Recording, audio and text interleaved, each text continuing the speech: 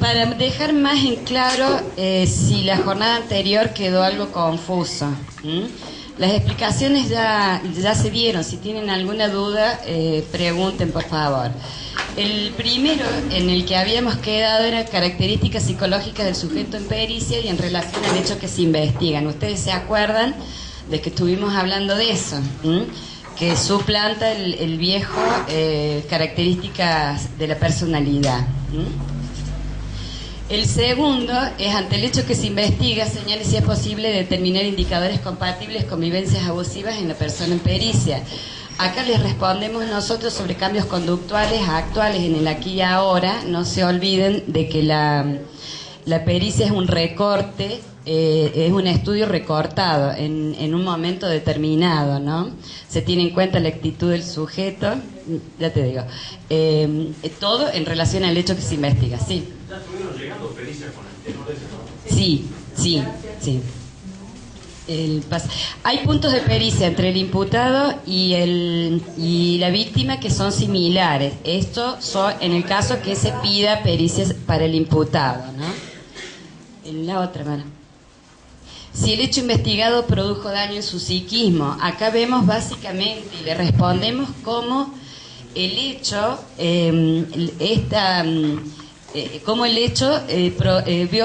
afectó las áreas principales de la persona, de relación de la persona, ¿no? Las áreas afectivas, sociales, intelectuales, cómo afecta en su desenvolvimiento cotidiano, ¿sí?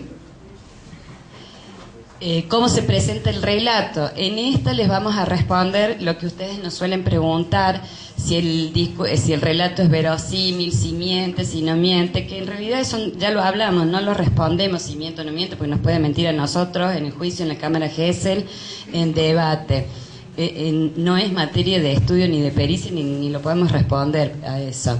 Pero sí podemos dar pautas de cómo es la estructura del discurso, cómo es el proceso de pensamiento, las características generales del relato, si es coherente, si es preciso, si tiene contradicciones, etc. Cómo se presenta su desarrollo psicosexual en relación a la supuesta vivencia abusiva. Esto es en el caso de las causas de delito de abuso sexual. En las causas donde la víctima es víctima de otro delito, obviamente que este punto se saca. En el anterior, perdón Mara, les contestamos, va incluida la respuesta sobre la pregunta que ustedes nos sabían hacer, si incluye la comprensión del significado del acto sexual, ¿sí? Y en el último, todo aporte de interés para la causa en relación a su ciencia, este nos da la posibilidad de poder aportar lo que consideramos que es importante que ustedes tengan que conocer, aunque no lo hayan preguntado. Por ejemplo, si en el relato de la víctima surge otra persona en riesgo, que eso lo presentó Karina en la jornada anterior, dio ese ejemplo, aclarar algún concepto, todo lo que nos permita a nosotros brindarles información que consideramos que es importante, ¿sí? En el caso de que se pida pericia psicológica para el imputado, hay muchos puntos de pericias que son comunes a la víctima, menos dos que son muy puntuales para el imputado. Y acá los dejo con el licenciado Quiroga. Bueno, ¿cómo les va? Muy buenas tardes. Lamento no haber podido estar en la jornada anterior, viaje. Es inevitable que, por lo menos a modo reflexivo, poder decir lo siguiente. Si hay una herida insoportable que tenemos las personas, llámese psicólogos, abogados, médicos, en este caso personas que no ejerzan alguna profesión, es que muchas veces no podemos controlar todas las variables que cotidianamente nos atraviesan en nuestra vida, ¿no? Y yo creo que este es el mayor desafío que hoy tenemos, que es buscar algunos puntos de articulación entre el discurso, el texto, digamos, jurídico, las demandas, con lo que nosotros podemos decir. Uno a veces, los que estamos vinculados fundamentalmente al psicoanálisis, sabemos que La herida más grande que tenemos todos, sin excepción, es tener que reconocer que tenemos algo en la cabeza que se llama inconsciente y que a través del lapsus equívoco nos hacen meter la pata, nos equivocamos. ¿Qué quiero decir con esto? Que no podemos controlar todas las variables. En algún momento, por más que uno trate de estigmatizar o tipo Lombroso, encuadrar cosas, no se puede, porque en algún momento hay quiebres de cosas. Eso por un lado. Por otro lado, yo entiendo que el gran desafío de todos estos años ha sido, y me parece hermoso que podamos estar hablando de estas cosas también, es poder justamente conectarnos, porque nosotros no somos abogados y hay muchas cosas que no tenemos ni idea, y los abogados tampoco. Entonces creo que desde un punto mucho más humilde, en este caso nuestro, tenemos que ser cuidadosos, me refiero a nosotros los colegas, los que ejercemos la parte de salud, porque tenemos que entender indudablemente que hay muchas cosas que preguntan, pero no saben por qué y cómo preguntar. Y eso creo que nosotros en nuestra profesión lo tenemos claro, o lo estamos cada vez esclareciendo más, digamos, ¿no? Y en ese sentido, esto de plantear los puntos de pericia ha sido útil, porque yo me acuerdo años no se sabía qué preguntar, se mezclaba todo. Y hace rato yo escuchaba, cuando se hablaba esto, que una colega, Cecilia, decía esto de ¿por qué no pensamos que la psiquiatría pueda dar cuenta de los artículos de la comprensión del arte, etcétera, trabajar con los victimarios? La cosa pasa en no pedirlo paralelamente. ¿Por qué? Porque imagínense una víctima, estamos trabajando todos los días, tienen que atravesar vicisitudes desde el hecho en sí, en el hospital de niños, en el centro de atención a la víctima, por ahí el juzgado de familia, por ahí las pericias, por ahí las cámaras Gesell, vayan viendo. Y ahí nos vamos a encontrar con otro punto que es sobre las secuelas. Ya no hablamos de revictimización, va más allá todavía. Entonces, me permite pensar ya también, esto que sugería Cecilia, me pareció interesante, ya empezar a pensarlo. Ahora bien, sí, como dijeron, no voy a hacer algo nuevo, pues ya se dijo, pero si hubiera cosas que se puedan agregar, bienvenido sea. Pero creemos que, digamos, no digo inutilidad, pero agárrense de lo que dije al comienzo, nunca vamos a poder dar las respuestas que se esperan, que se den de forma con certeza y con exactitud. Porque la psiquis del ser humano es así, no es que lo inventemos nosotros, está sujeto a devenir, es un sujeto a cambios. Una criatura hoy puede decir una cosa y en la cámara, en un juicio años atrás, iba y decía otra cosa. Hay una serie de situaciones que se atraviesan entre medio y que tenemos que verlas con mucho cuidado.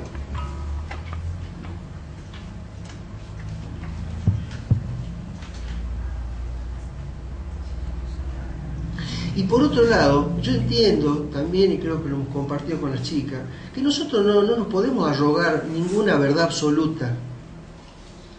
Yo entiendo que hay una corriente positivista, hay todavía en el derecho, digamos, escuelas que intentan A más A, B, y yo trato de decir que es difícil es poder insertarlo y decirles, mire, lamento no poder dar cuenta de esto, puedo dar otras cosas, ¿sí? Pero tenemos que aprender, por eso hice toda esta introducción con esto de la herida narcisista, porque a nosotros también nos pasa, crean, ¿no? Imagínense ustedes que están con la semejante responsabilidad de hacer un trabajo de investigación, más que nada la parte de fiscalía. Y por otro lado hay algo significativo que yo quiero compartirlo también, que lo hablamos con las chicas, con el departamento. Hay una cosa que es terrible. No es lo mismo tener un cadáver acá, tener una bala para hacer una pericia, que tener una persona. Usted me dirá, sí, razones obvias, sí. Pero los movimientos que se puede producir entre un hecho y otro, inanimado y animado, es muy grande. Entonces una persona se puede presentar en primera instancia de una determinada manera y en la tercera entrevista, si es que la hay, o nos ha pasado después en los juicios orales, tener que fundamentar cosas. Entonces, quiero esto que se entienda, no existe la certeza en la salud mental. Se puede intentar, se puede señalar cosas, se puede sugerir cosas, pero créanme que algo absoluto, no. Como hace rato que se hablaba de peligrosidad, que es un concepto que se utiliza.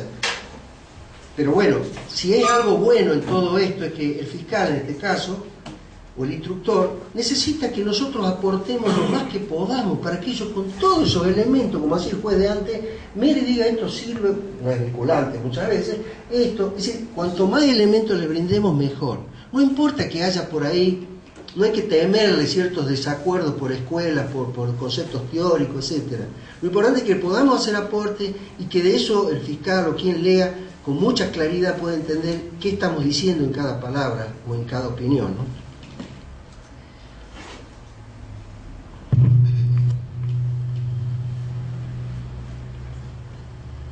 Bueno, hablamos ahí hace rato de los puntos de pericia.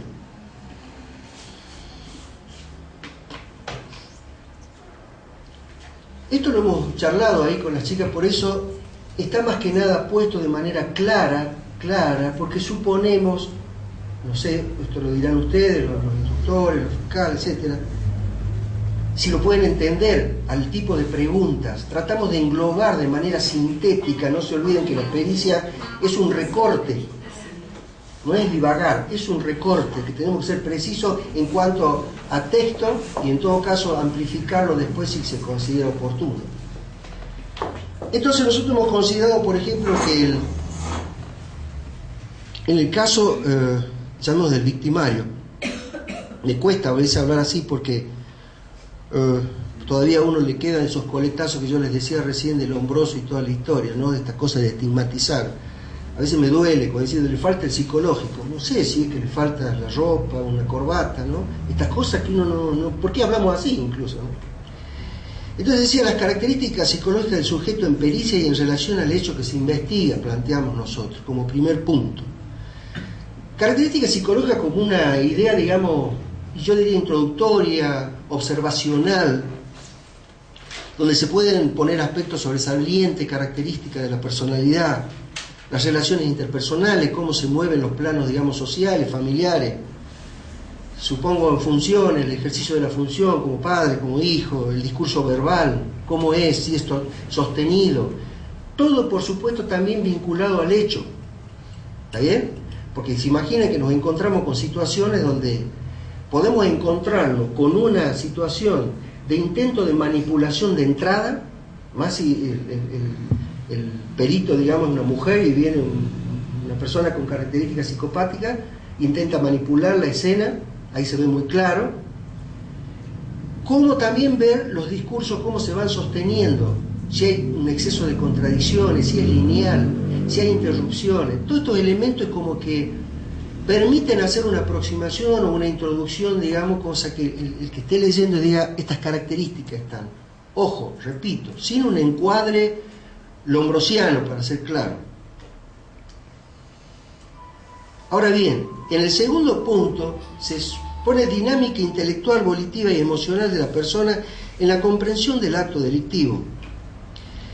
Ese tema, ese punto, consideramos que es como que es el eje, porque ahí ingresa todo, sería el mundo intelectual, el mundo afectivo emocional fundamentalmente, y toda la parte volitiva no como, a ver, ¿cómo les puedo explicar? Porque es la vieja escuela del yo que se llamaba hace muchos años, que es para ver el concepto de voluntad. No, es ver cómo se va manejando él con la cuestión de los impulsos, si puede neutralizar, si puede controlar, sería, ¿no?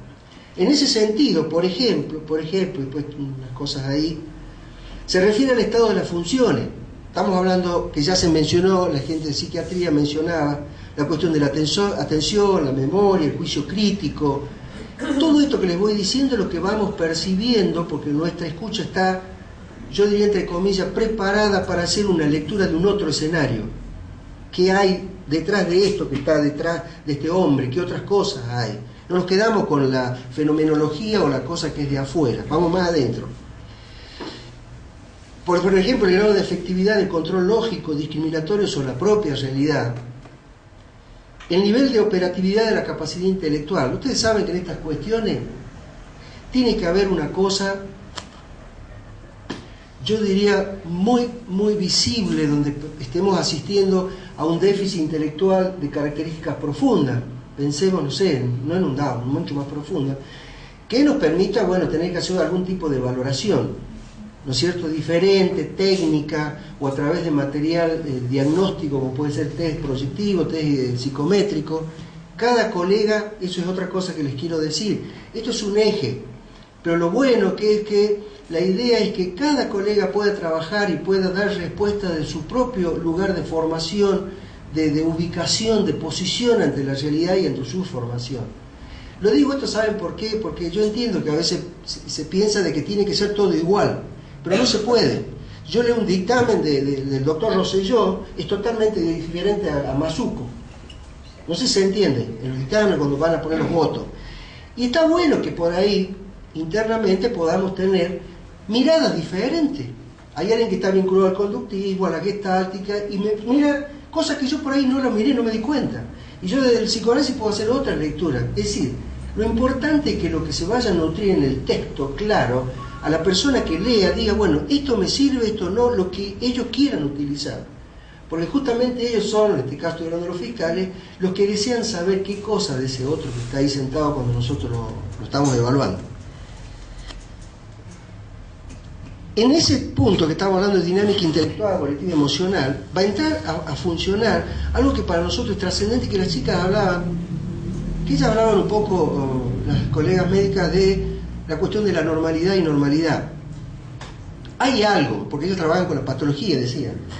Nosotros también tenemos psicopatología y damos cierta apreciación, cierta mirada sobre características vinculadas a la cuestión psicopatológica también, ¿sí?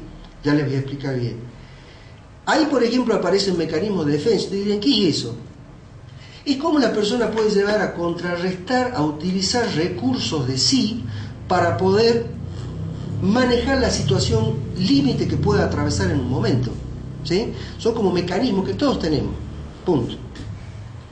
Bueno, después se anotó modalidad vincular. Le estoy diciendo todo lo que iría dentro de esta dinámica, que le vamos a dar como si fuera la estructura mental, si vale la expresión decirlo, la estructura mental, operativa, emocional, la organización narcisista, cómo opera eso. ¿Y esto qué es? Bueno, tiene que ver, porque ahí se ha planteado un tema que es bastante picante hasta el día de hoy, y que es la parte de los impulsos, que también va a ir todo explicado ahí. Si es una persona que tiene una tendencia impulsiva permanente en función de los antecedentes, en función de valoración que alguna haya querido hacer en una evaluación X, de test o lo que fuera.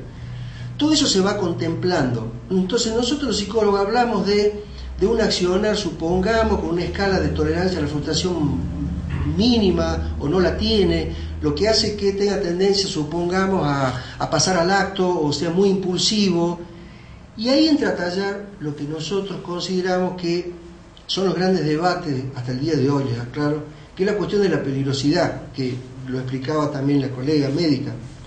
Porque hay líneas diferentes que dicen que el concepto de peligrosidad fue un concepto que de alguna manera se fue introduciendo socialmente y punitivamente, con una escuela, digamos, del derecho, donde había que determinar el peligroso en la persona. Puede ser peligroso en función de esto, pero que lo estamos catalogando ya que va a ser para todo así, es un gran interrogante.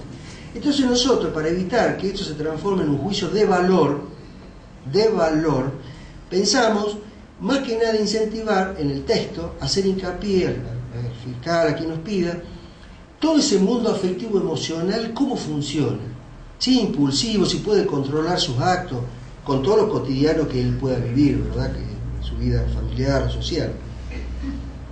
Y más que nada ahí se hablará si hay tendencia a controlar. Vayan viendo que no estamos diciendo de blanco o negro.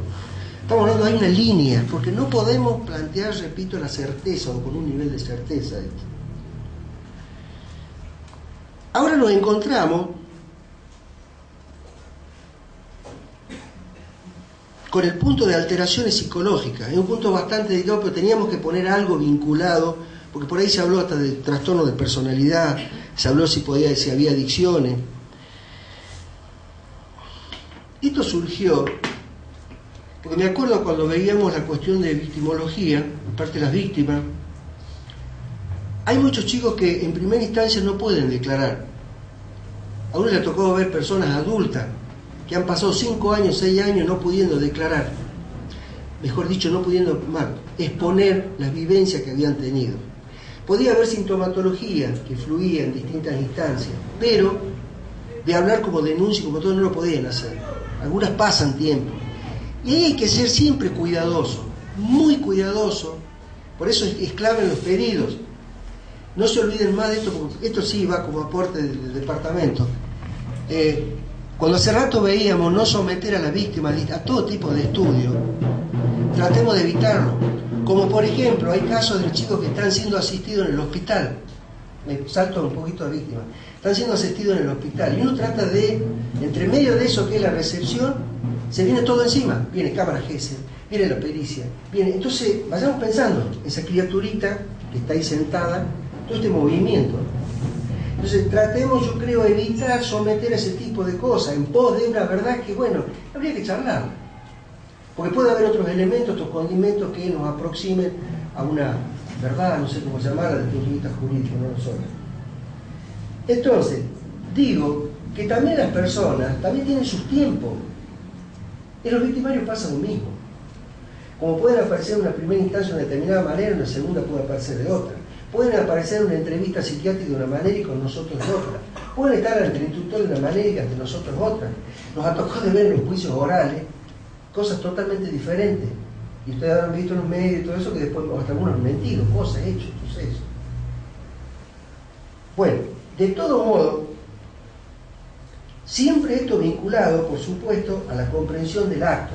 Bien dijeron las chicas, eso va a ser un tema hermoso que sería lindo que lo podamos trabajar un día, que es la comprensión del acto en el momento del hecho. Nadie estuvo en el hecho. Sin embargo, alguien pregunta, ¿y cómo saben? ¿Cómo saben que en el momento del hecho perdió el control, que no tenía esto, no tenía aquello? Bueno, justamente. Hace unos años fue el caso muy nombrado acá en la Cámara 2, donde se trabajó con la memoria, lo que él podía registrar. ¿Sí? Había una línea que decía inimputable, por una serie de fundamentos que se daban, desde la medicina, la psicología. Pero sin embargo, en la consecución de los hechos, en el relato, se va viendo que él va graficando todo, va recordando todo. O sea que la memoria estaba intacta. ¿Sí? Puede haber estado en turbulencia por el estado de ese motor, lo que ustedes quieran, pero no podemos saber qué pasó en ese instante. Todas son deducciones. Vayan notando entonces que no hay nada absoluto. El otro punto, la esfera psicosexual de la persona en relación al hecho. Bueno, es el punto más serio, más problemático que hay. Y la mayor herida, por eso hablé de la herida al comienzo.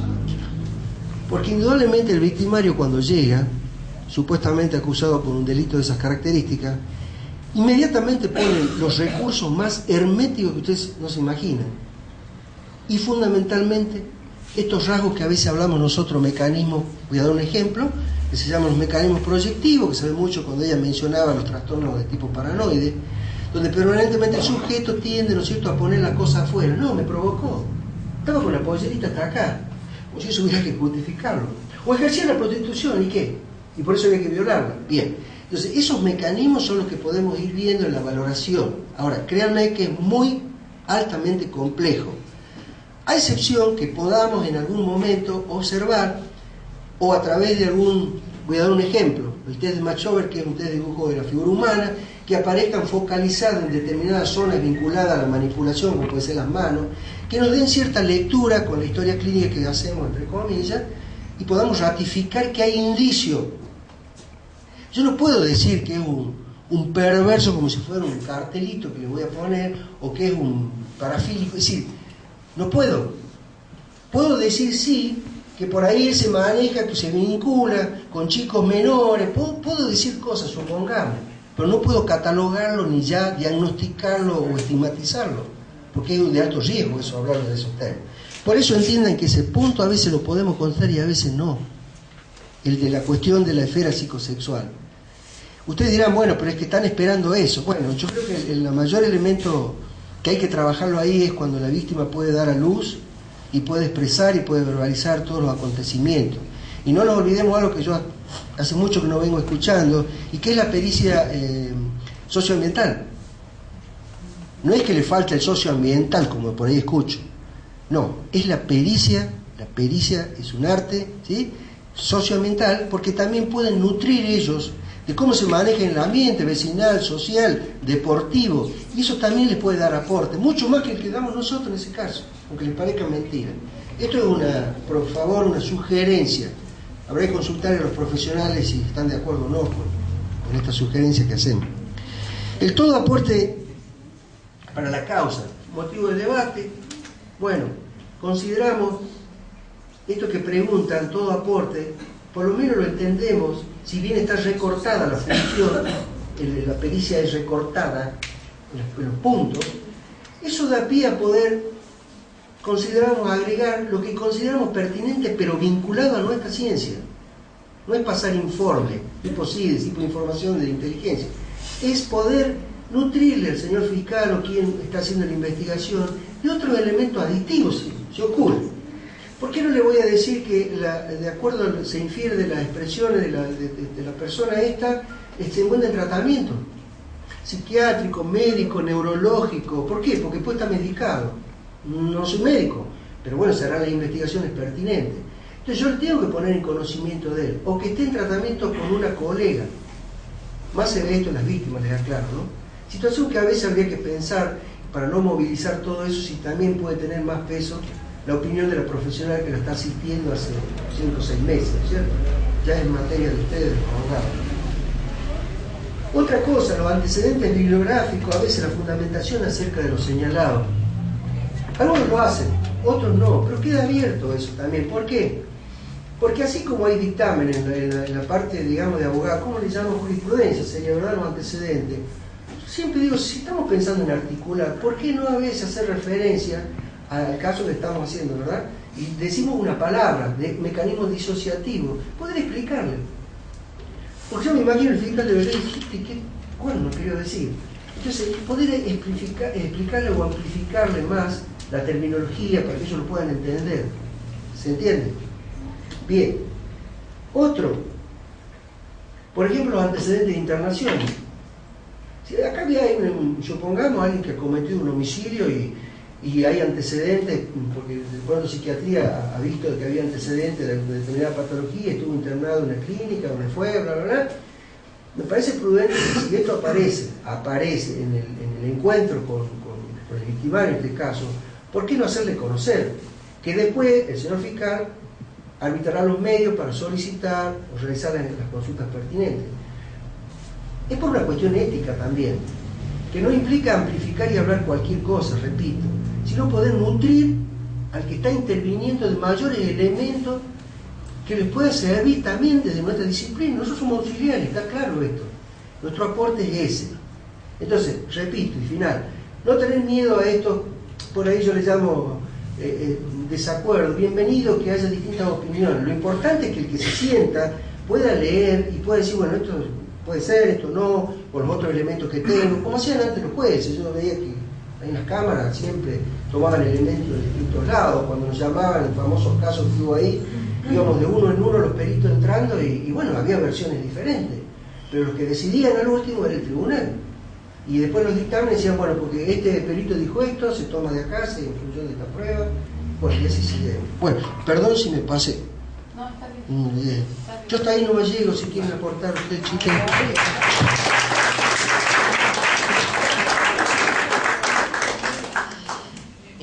Bueno, esta ha sido la jornada de punto de pericia. Creemos que no se cierra acá, siempre surgen dudas y aportes. Nos gustaría escucharlos a ustedes, sobre todo a los actores principales de la confección de los oficios, que creo que son los sumariantes y los delegados y los fiscales. Si me estoy equivocando, no me maten. Si tienen dudas, si quieren preguntar algo, si consideren que tienen que hacer algún aporte, a todos, pericias psicológicas y psiquiátricas. Yo tengo una consulta desde el punto de vista, bueno, nosotros somos de la parte de la defensoría, o sea, a nosotros nos sirven esos puntos de pericia que pediría el fiscal, o por ahí, desde un punto de vista, hay algo que se puede llegar a pasar de largo en estos puntos, tanto de pericia como psiquiátrica, que nos pueda servir desde el punto de vista de la defensa. Yo creo, no sé, compañeros, que las pericias te dan, digamos, un pantallazo de todas las características principales de la persona y te sirve ya sea para el fuero menores, defensorías, fiscalías, sirve. Salvo que ustedes por ahí necesiten algo muy puntual y bueno, lo preguntan. O nos llaman y lo charlamos. La mayoría de los chicos que llegan, los distintos delitos, son todos no dependientes. Entonces eso nos juega un papel, digamos, en contra para la defensa. Porque al momento que evaluaba la doctora Cáceres, decían que él elegía consumir. Si él elegía consumir era porque tenía un fin determinado. No sé si me explico o no. No entiendo, ¿cómo fue? No, lo que vos dijiste, la elección de consumir. Yo era. No era licenciada. No, igual no entendí la pregunta. No sé, capaz que yo estoy ya media como que no entiendo. ¿Sabes qué pasa? Me perdí. Cuando recién habla, o sea, parece que todo el de la confección de los oficios, y digo yo que soy órgano investigador también, ¿no? Están preparados para llevar adelante absolutamente el proceso en contra del imputado, sin lugar a dudas. No, pero a mí me parece que tiene razón lo que pregunta Mariano, lo que pregunta Fabián acá, porque si vos por ahí te explayas en determinadas cuestiones que vos considerás que te podés explayar, porque hay unas preguntas que son para sí y para no, eso se habló aquí, ¿sí? No, ¿sí? No. Eso no le sirve a la defensa. A mí sí le sirve, a la defensa no. Entonces, a la defensa le podría servir, porque vos recién, a ver si yo comprendí o presté un poco de atención a esto, que hay determinadas cuestiones que a lo mejor a mí me vienen diciendo que él sí comprende, obviamente, suponete que existe la legitimidad del acto, pero puede haber algunas determinadas circunstancias, como por ejemplo el pensamiento, que empieza a hablar, no sé, como Napoleón, qué sé yo. Y entonces, eso sí le servía. Bueno, sí comprendía, pero puede suceder. Sí, yo entiendo que se va a explayar en esas circunstancias. Pero por ahí lo que más... Yo por ahí no tengo más glucemia y por ahí no entendí nada de lo que preguntan. Pero les respondo lo que creo que entendí. Debe ser bien. Sí, totalmente. Yo que, bueno. Nosotros en psiquiatría, cuando en este primer punto que tratamos de englobar todo para no hacerlo tan complejo sobre el estado y desarrollo de las facultades mentales, sea cual fuera la patología, desde una esquizofrenia hasta un trastorno de personalidad grave, un trastorno bipolar o una politoxicomanía, en el caso de encontrar patología siempre se hace una descripción, siempre, de todo. Por ende, se explica cómo son las alteraciones de las facultades mentales en el caso de esa patología. Se explica el segundo punto, que es si puede comprender, cómo es que puede comprender, cómo está supeditada su comprensión de acuerdo a esa patología y cómo está supeditada también la capacidad de dirigir. Siempre se explica. No sé si respondo. Hoy, siempre ha habido obviamente influencia de los psicofármacos, de todo tipo de estupefacientes. Especialmente hoy la mezcla que sobre todo en los que transitan el proceso penal, que son siempre lo mismo, ¿no? No en cuanto a personas, sino en cuanto a clases, siempre están los mismos, que hay una mezcla de psicofármacos con alcohol. ¿Qué efecto tiene eso al momento del hecho? O sea, nos remontemos al momento del hecho. ¿Qué efecto tiene? Porque eso debe generar un efecto. Hoy se debate en el diario, ¿qué hace con el Chucky Córdoba? Y vos tenés un juez y dice, bueno, vive el problema, son las adicciones. Parece ser que coloca la adicción como el problema. Sí, la verdad que es un problema vigente, pero creo que lo hemos dicho en otras jornadas de casos, sobre todo. Siempre todos tenemos una personalidad de base. No todas las personas que consumen, no sé, los chicos me pueden corregir, no, yo voy respondiendo porque agarré el micrófono. No todas las personas que consumen delinquen. Eso es un punto importante. Ahora, las drogas, todas las drogas, marihuana, cocaína, estupefacientes, pegamento, nafta, alcohol, todo lo que se me viene ahora a la cabeza, producen algún tipo de alteración en la conciencia. Pero ¿qué pasa?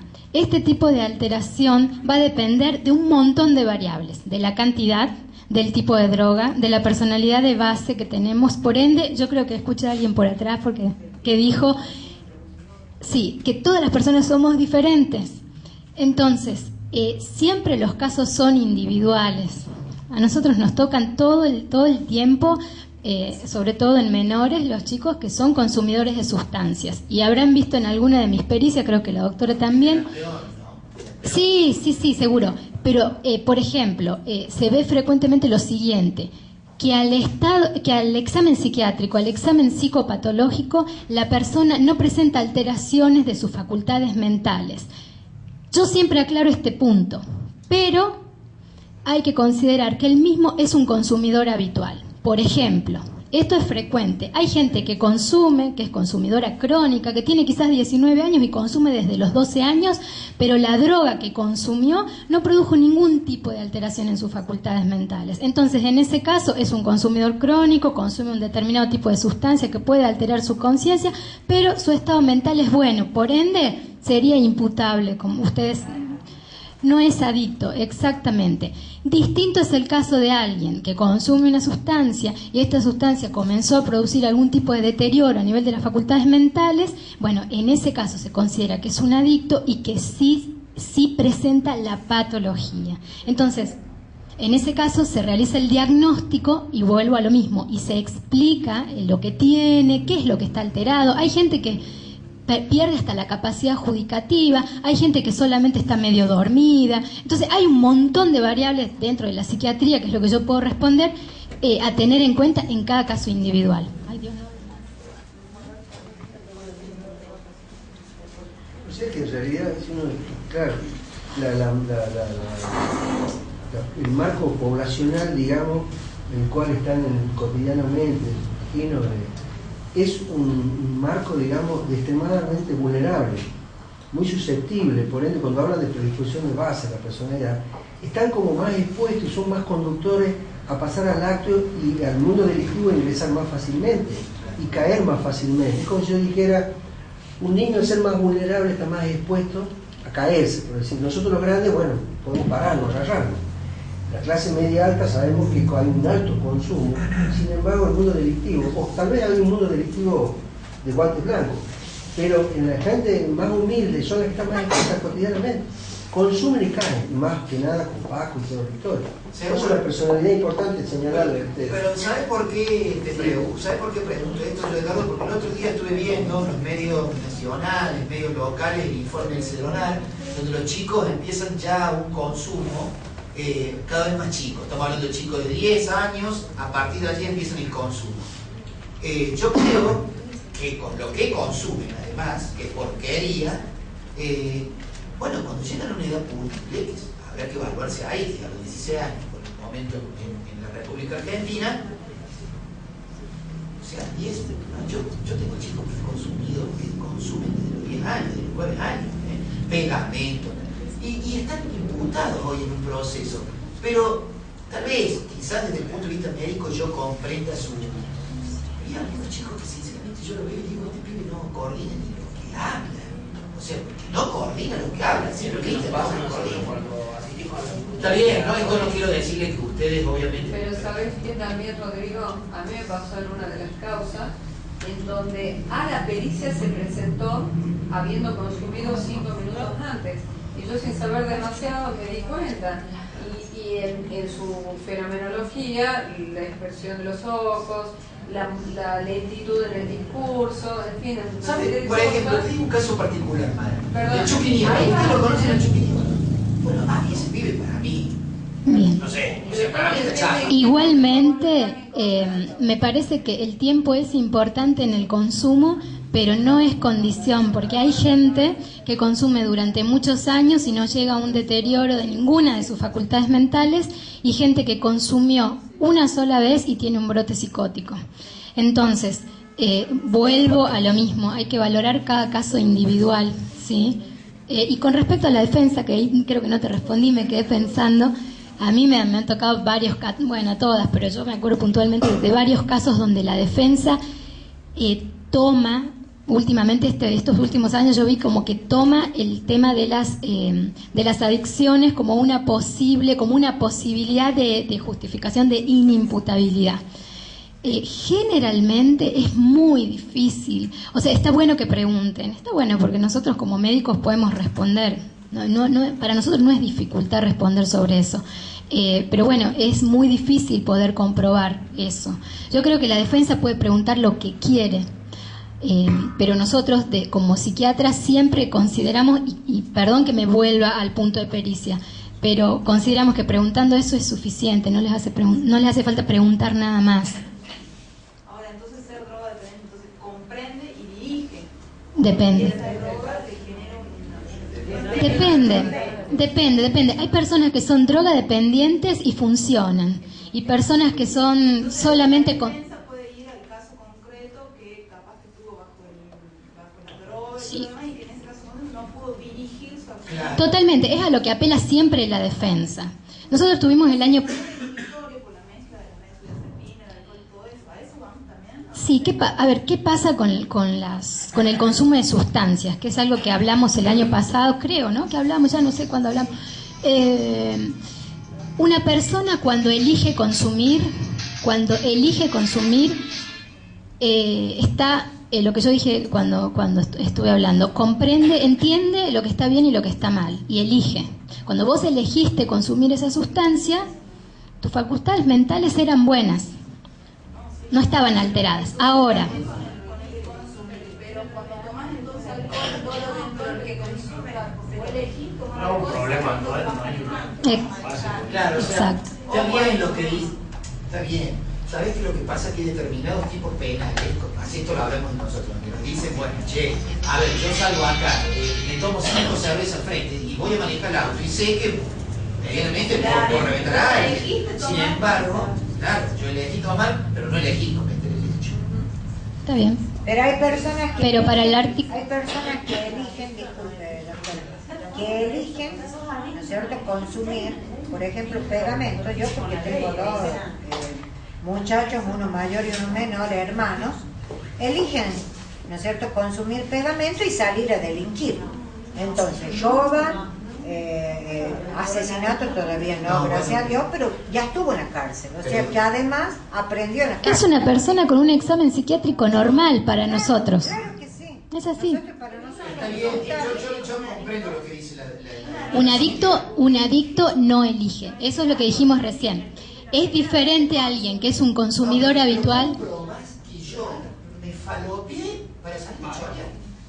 O sea, está bien, o sea, tenés que probarlo a eso, que es muy difícil probarlo. Es muy difícil. De hecho, hay un tipo penal en la ley de estupefacientes que dice que se agrava la conducta cuando yo consumo para probar. Pero eso es tan complicado de probar porque es como que yo te diga, pongo una bomba acá, me meto en la esquina y la hago de todo. No podemos. ¿Cómo lo valora psiquiatría?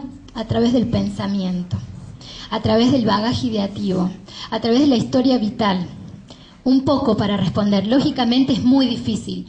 A ver, la persona puede decir, no, bueno, yo consumí y no quería delinquir. Perfecto. Pero si nosotros evaluamos, ahondamos, pedimos las pericias psicológicas, psiquiatría se ocupa de la psicopatología, es muy probable que podamos tener una respuesta del por qué llega a delinquir. Claro, pero estás puesta así en un lugar de juez, Silvia. No. A ver, Hablo como psiquiatra. sí, pero bueno, el que hace ese trabajo de que pide las pericias es el fiscal o el juez, perdón. Yo creo que en esta cosa de las adicciones no tenemos que perder de vista, creo que, me equivoco, no hay ninguna ley que habilite que uno puede drogarse, ¿no? No hay ninguna. Bueno, partimos de un vínculo donde hay una transgresión a una ley. Entonces, me parece que por ahí como psicólogos lo que podemos trabajar es cuál es el vínculo con la ley. No, porque están consumiendo a partir de una transgresión a una ley. Entonces, no es solamente si consumen mucho, poco, si consumen... No, bueno, hay pero también otra lo que cosa pasa es que que puede está pasar. bien, pero desde el punto de vista legal podemos discutir, como dice Karen, un montón de cosas. Yo te podría decir que está el fallo arriba de la corte que dice que todo lo que es para consumo personal es para consumo personal y no me puede esperar. Entonces yo me fumé, no sé, un faso en mi casa, me di vuelta, salí afuera y qué sé yo, me pintó fumómetro faso, no tenía guita, rompí el vidrio y... ¿Me entendés? O sea, y ahí, ¿cuál sería la transgresión? El robo, pero no. Definitivamente, ¿cómo me probás que yo realmente me palomé para cometer eso? Es la complicación. Es difícil, es difícil. Pero planteaba Eduardo al principio, Claro. la herida narcisista que todos compartimos, en donde no vamos da cuenta de todo. La verdad, Si en ese momento absoluta. tuvieran ese dosaje de sangre, probablemente Claro. tendrían un elemento cuantitativo que corrobore, ¿no? Desde la medicina se pueden responder ciertos parámetros médicos. Planteo fue el planteo recién de la doctora Álvarez, no sé si está la doctora Álvarez. Sí, ya está. A la doctora Álvarez, que recién ella planteó y que bien lo plantea en el tema de, digo, bueno, ¿cómo tengo que empezar a probarle a todos los pibes? Porque todos los pibes realmente consumen, el 98% de los pibes que pasan, hablo del tribunal de menores, ¿cierto? Y seguramente a los chicos les pasa lo mismo en la fiscalía, consumen y vamos a llegar al extremo de tener que decir, bueno, a ver, puedo probar, ¿cómo pruebo que realmente consume para esto? Que puede ser, como no puede ser, porque como decimos bien, Cecilia, o sea, no todo el que consume es delincuente, ni todo el delincuente tampoco consume, ¿no? Entonces, bueno, digo, hay que llegar a probar esa circunstancia, que no nos sirve tanto, creo yo, desde el punto de vista del Estado, quienes llevamos adelante la investigación, sino más bien que sí le sirve a la defensa lograr probar y preguntar, como decís vos, si realmente ese consumo tuvo un efecto. El año pasado tuvimos un caso muy relevante donde la defensa, donde me tocó periciar a mí una persona que comete un homicidio supuestamente bajo el consumo masivo de sustancias. La fiscalía preguntó el artículo 34, me pareció genial porque era una persona donde se podía responder tranquilamente que no tenía alteraciones de sus facultades mentales. Pero la defensa apela a este excesivo consumo de la persona y por el cual había cometido el homicidio. Nosotros desde psiquiatría pedimos todos los elementos para corroborar si había sustancia en la sangre de la persona, algo tan simple como un análisis de sangre, por ejemplo, pedimos análisis de cabello, se pidió todo lo necesario para corroborar si el consumo era crónico, desde, bueno, no me sale ahora, una rinoscopía, también algo tan simple. Y se pudo comprobar que la persona no tenía un consumo crónico. Yo, Karina tiene otra profesión, yo respondo como médica, lo que se puede responder desde la medicina. No puedo hablar ni como abogado ni como psicólogo porque no es algo que sepa. Entonces, desde la medicina hay cosas que se pueden responder. Entonces, la defensa puede preguntar todo lo que sea necesario y nosotros como psiquiatras vamos a tomar todos los elementos y todos los métodos complementarios para poder responder. Lógicamente hay cuestiones que escapan, como dice Mara, pero siempre, por ahí los médicos somos más concretos, ¿no? Y tratamos como de acercarnos un poco más a la verdad. Yo no tengo miedo, yo escuché en la jornada anterior de que, bueno, yo no voy a decir tajantemente. A mí yo no tengo ningún problema de responder tajantemente sobre una patología o no, porque tengo la idoneidad como perito, creo que la doctora también, de poder responder. Entonces, creo que para eso estamos aparte. Con respecto a las politoxicomanías, la medicina tiene muchos recursos para poder responder sobre si una persona está o no está intoxicada. Tenemos muchos recursos. Entonces, si eso los acerca a los jueces, a los fiscales, nosotros lo vamos a hacer, ¿sí? De todos modos, bueno, hay disensos con ello, ¿no? Pero yo sigo pensando desde otro lugar que la mirada siempre tiene que ser relativa desde su aporte, no es absoluto, no creo en la ciencia así, ¿no? Nunca la creí. De todos modos, digo, ¿qué es la zona gris esta que cuando empezamos a hablar, que va a ser el tema que podemos plantear para que nos juntemos a charlar? ¿Qué es esa zona si en el momento del hecho pudo comprender la criminalidad del acto? ¿Quién puede determinarlo? Dígame uno que pueda determinarlo. ¿Qué van a ser deducción, inferencia, elementos de predisposición de base, de la personalidad? Todo lo que quieran que hablemos. Pero el momento, ¿cómo lo podemos probar a eso? ¿Cómo podemos probar esto que vos decías? Voy, me doy unos nariguetazos y salgo a chorear. La defensa que va a decir, no, si él consume mucho. Y está bien, son los artilugios de la defensa. Y el fiscal dirá, no, nene, vení. Acá la psiquiatra me ha dicho que vos estás bien, que vos consumís, pero no te afecta como a otro que sí le afecta. Bueno, pero ya es una disputa, digamos, de terreno que no sé si corresponde a la parte nuestra. Por eso ya me parece que no podemos. Pero vos sabés, yo creo que en el proceso penal, ustedes son una parte muy importante. Sí. Porque si estamos discutiendo de esto, es porque nosotros necesitamos, tal vez, y está bueno que me digan, no, todo relativo, yo no puedo determinar esto. Entonces, bueno, eso servirá para un planteo defensivo, servirá obviamente también para la acusación, decir, loco, esto es relativo. O sea, a ver, sirve, no sirve, qué es lo que no sirve. Pero lo estamos colocando al psicólogo o al psiquiatra en una posición de decir que si este tipo es realmente un criminal o no. La psiquiatría sí te puede responder absolutamente. La psiquiatría sí. Nosotros, al valorar la patología, podemos responder. No, pero está bien. Pedimos al psiquiatra justamente el examen psiquiátrico. La psiquiatría, como nosotros nos basamos en patología, podemos responder. Si tenemos un esquizofrénico, es absoluto, la patología es absoluta, no hay relatividad de frente a una esquizofrenia, no hay relatividad frente a un retraso mental. O sea, en eso nunca vamos a acordar porque son áreas diferentes y siempre lo planteamos. La psiquiatría puede ser absoluta en esas respuestas y creo que es a lo que apelamos cuando hacemos la pericia psiquiátrica, en tratar de acercarnos lo que más podemos desde la psiquiatría, y vuelvo a repetir que es la psiquiatría, a la verdad para ayudar. Y acuerdo absolutamente que nosotros es tan importante la pericia psiquiátrica como la psicológica en la investigación. Entonces, repito, yo no tengo ningún problema de tomar la lapicera y poner, sí, la persona no comprende, y no comprende porque es un esquizofrénico, y no comprende porque es un bipolar descompensado, y no comprende porque tiene un retraso mental grave. No hay, yo no sé, la doctora Pleno, no hay dificultad para responder esto, ¿no? Es que no hay como más tajante. Estar hablando de patología, y yo creo que la pregunta que él hacía, está bien, es una patología. Si nosotros entrevistamos a una persona con características psicóticas o una esquizofrenia, para lo que vos quieras, no decimos eso, también incluso nos podemos equivocar. Yo creo que la pregunta, si interpreté bien, esa zona gris que le llamamos, que peligroso es que yo diga, sí puedo comprender en el momento del hecho. Yo le doy concretamente, ya pasó, está escrito, está en el dictamen, el caso Angelina que me tocó intervenir. Un desfile era de peritos, psiquiatra que han venido de Córdoba, estaba Nora Martínez detrás, de todo tipo han venido. Pero había que fundamentar el momento del hecho, si el tipo cuando empieza a descargar a matar a la chica, ¿sí?